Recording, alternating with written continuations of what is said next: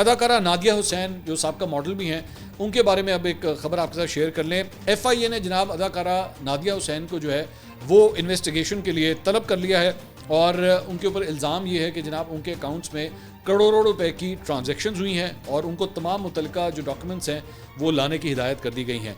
और इससे पहले जो है वो उनको ये FIA की जानिब से कॉल अप नोटिस दे दिया गया है और ये नोटिस जो है उनकी जानिब से घर पे जो है वो वसूल भी किया जा चुका है।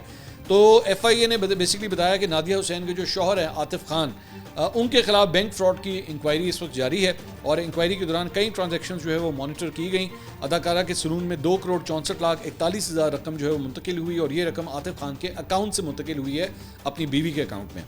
और तर्जुमान का कहना है कि एक ब्यूटी सलून लकी वन दूसरा क्लिफ्टन में वाक़ है। तमाम रकूम 2019 से 2022 तक मुंतकिल हुई हैं और इसी अरसे के दौरान जो है वो बैंक फ्रॉड भी हुआ है।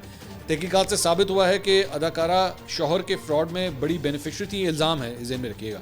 उनको तमाम मुतल्लिका दस्तावेज़ात साथ लाने की हिदायत की गई हैं, ताहम कॉल अप नोटिस की तामील न करने पर कानूनी कार्रवाई जो है वो की जा सकती है। इसका थोड़ा सा आपको बैकग्राउंड बता दूं, 8 मार्च 2025 को FIA के कॉर्पोरेट क्राइम सर्कल ने अदाकारा नादिया हुसैन के घर पर छापा मारा था और उनके शौहर आतिफ खान को गिरफ्तार किया था। और FIA के मुताबिक मुलजिम पर निजी बैंक के 53.9 तकरीबन 54 करोड़ रुपए फ्रॉड का इल्ज़ाम है।